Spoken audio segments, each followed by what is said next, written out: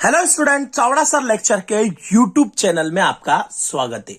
कक्षा 11वीं, विषय रसायन विज्ञान, प्रश्न बैंक 2021-22 का ये अध्याय 8 हम आप लोगों के लिए लेके आए हैं। आइए शुरुआत करते हैं अध्याय 8 की।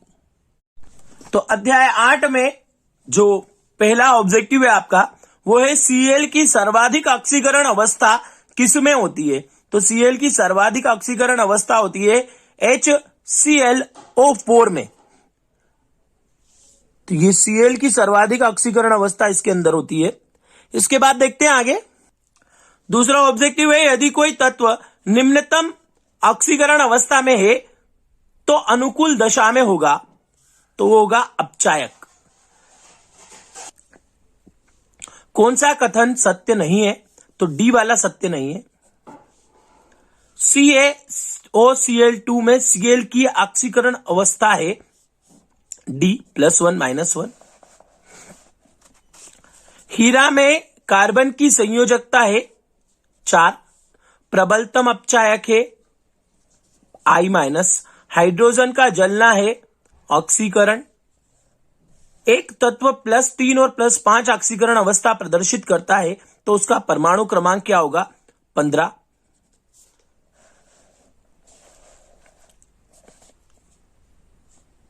C double bond C double bond C double O double bond C double bond C double bond C double bond O में कार्बन परमाणुओं की ऑक्सीकरण, तो 90 में जो आएगा वो आपका आंसर आएगा D +2 0 +2। ग्लूकोज का CO2 में परिवर्तन, ग्लूकोज का CO2 में जो परिवर्तन है वो क्या कहलाता है? ऑक्सीकरण कहलाता है। अब बात करते हैं 5 अंक वाले प्रश्न की। Very IMP chapter. अगर आपने अभी तक भी चैनल को सब्सक्राइब नहीं किया है तो चैनल को सब्सक्राइब कर ले, बेल आइकन को क्लिक कर दे जिससे आने वाले वीडियो की नोटिफिकेशन आप लोगों को आसानी से मिल जाए। विशेष निवेदन कर रहा हूं, अगर आपने अभी तक भी चैनल को सब्सक्राइब नहीं किया है तो चैनल को सब्सक्राइब कर लीजिए। और हमने सारे चैप्टर, सिर्फ 3 चैप्टर और बचेंगे इसके बाद, सारे चैप्टर केमिस्ट्री के हमारे वीडियो यूट्यूब चैनल पे डाल दिए। भौतिकी की 3 इकाई पूरी करके चौथी इकाई हमने डाल दी है, तो भौतिकी में सिर्फ 4 इकाई और बची है। और केमिस्ट्री तो बिल्कुल एंड है, 3 चैप्टर बचे, सिर्फ मैथ्स और बायोलॉजी हमारा बच रहा है, तो वो भी हम फटाफट पूरा कर देंगे क्योंकि अब एग्जाम का कभी भी नोटिफिकेशन आ सकता है, कभी भी एग्जाम हो सकती है और आप लोग तैयारियां करते रहिए। आइए आगे देखते हैं 5 अंक वाले मोस्ट आईएमपी क्वेश्चन। तो जो अध्याय 8 है उसमें जो बड़े क्वेश्चन है, सबसे पहले में उन्होंने कुछ स्पीचीज दे रखी है और उनकी रेखांकित तत्वों की ऑक्सीकरण अवस्था, ऑक्सीकरण संख्या ज्ञात करनी है।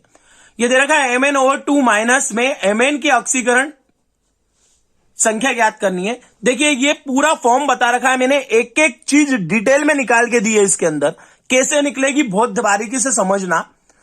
MnO4 माइनस है, देखिए Mn की तो ज्ञात करनी है, उसको x मान लिया, और O की ऑक्सीकरण संख्या होती है -2।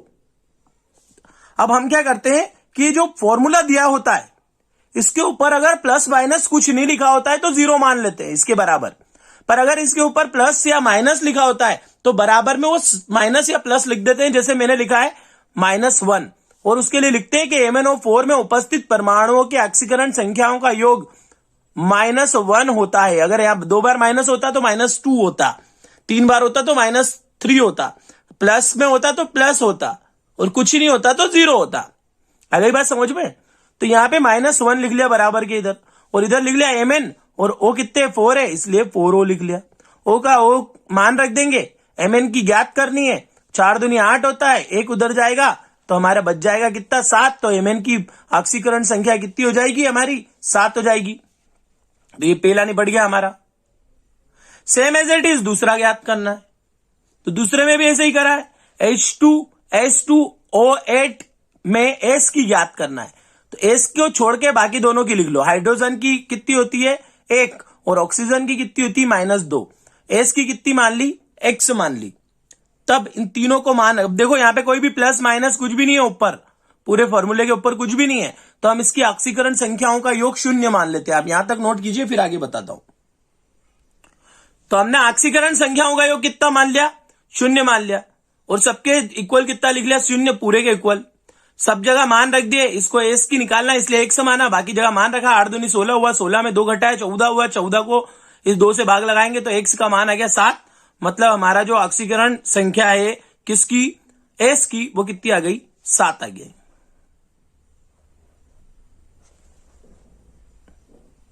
ऐसे ही सभी की निकालना है। अब मैं शॉर्टकट बता रहा हूं फटाफट। NH4 प्लस में N की ज्ञात करना है, तो +1 लिखा है, मतलब कुल योग 1 लिखना है, वो हिंदी पूरी लिखना है, यहां पे भी आपको N की ज्ञात करना है और H की 1 होती है। मान रखेंगे, आंसर आ जाएगा। पर आपको विधिवत पूरा करना है, जैसे मैंने बाकी में करवाया है, ठीक है। अगला देखते हैं। ऐसे ही CrO5 की निकाली, Cr की ज्ञात करनी, O की हमको पता है, कुल योग कुछ भी नहीं दे रखा है, प्लस माइनस इसलिए 0 होता है, मान रख देंगे, x का मान निकल जाएगा। इसके बाद अगली ज्ञात करनी है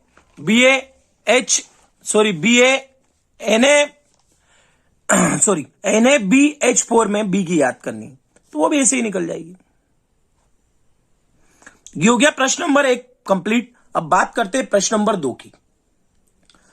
विशेष रूप से 2 वीडियो में पहले भी निवेदन किया था, इस वीडियो में भी निवेदन कर रहा हूं, आप किस तहसील से, किस जिले से हमारे YouTube चैनल को देख रहे हैं, आप कमेंट में जरूर लिखें। देखिए व्यू तो खूब आ रहे हैं, बहुत अच्छे से व्यू आ रहे हैं, हजारों व्यू पहुंच गए। पहला वीडियो तो 11-12 हजार व्यू पे पहुंच चुका है हमारा, तो बच्चे देख तो रहे हैं, लगातार हमारे यूट्यूब पे सर्चिंग भी हो रही है। और पर आप लोगों को पता नहीं चल पा रहा है कि आप लोग कहां से हमारे यूट्यूब चैनल को देख रहे हैं, कौन कौन से जिले से आप लोग जुड़े हुए हैं।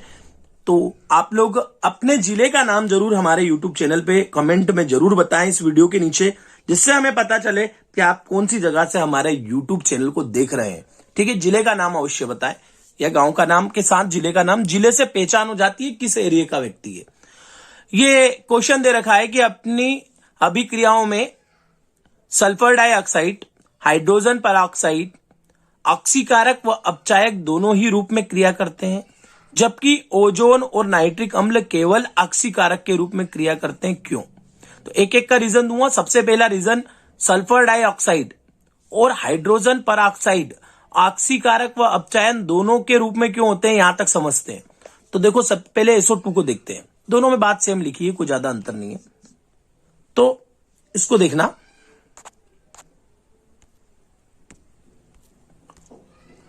तो हमने SO2 के लिए लिखा, सल्फर डाइऑक्साइड में S की ऑक्सीकरण संख्या +4 है। अब बात समझना, इसमें तो +4 है, पर सैद्धांतिक रूप से S की ऑक्सीकरण जो अवस्था होती है वो न्यूनतम होती है -2 और अधिकतम होती है 6, ठीक है। मतलब घटती भी है और बढ़ती भी है, वृद्धि और कमी दोनों होती है। अतः यह ऑक्सीकारक और अपचायक दोनों होती है। मतलब जिसमें ऑक्सीकरण संख्या घटती बढ़ती दोनों है, वो ऑक्सीकारक और अपचायक दोनों होते हैं। इस बात को भली भांति समझ ले। इस अगले में भी ऐसे ही है। H2O2 हाइड्रोजन परऑक्साइड में O की ऑक्सीकरण संख्या -1 है, पर सैद्धांतिक रूप से O की न्यूनतम ऑक्सीकरण संख्या -2 और अधिकतम कितनी होती है, 0 होती है। मतलब ये भी क्या होती है, घटती और बढ़ती दोनों है, और इसलिए ये ऑक्सीकारक और प्रबल अपचायक दोनों की तरह कार्य करती है। तो ये दोनों तो हो गए कि ऑक्सीकारक और प्रबल अपचायक की तरह दोनों काम करते हैं। पर जो अगले दो है, एक तो ओजोन का और एक नाइट्रिक अम्ल का, वो क्यों नहीं करते, उसका रीजन देते हैं। तो सबसे पहले ओजोन का बताते हैं। तो ओजोन क्यों नहीं करता है, क्योंकि ओजोन में सिर्फ देखो, जनरली ओजोन की यहां पे कितनी है, 0 है।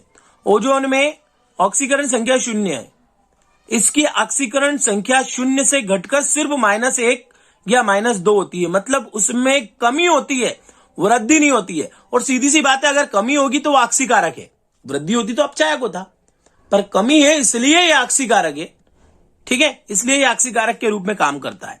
एक और देखते हैं, कौन सा, नाइट्रिक अम्ल पूछा है उसने, वो भी देख लेते हैं। अगला पूछा उसने नाइट्रिक अम्ल का। नाइट्रिक अम्ल में भी ऐसा ही होता है, जो नाइट्रोजन की ऑक्सीकरण संख्या है वो है +5, जो कि क्या है, अधिकतम है। और इसकी ऑक्सीकरण संख्या केवल घट सकती है, बढ़ती नहीं है इसकी भी, और बढ़ेगी नहीं तो क्या होगा, ऑक्सीकारक होगा। देखो इतना सरल तरीके से मैं आप लोगों को समझा रहा हूं ना, गाइडों में इतने सरल तरीके से बता रखा है ना, किसी चीज में बता रखा है। आप इसको बहुत अच्छे से समझोगे तो आपको आगे कॉलेज तक काम में आने वाला है।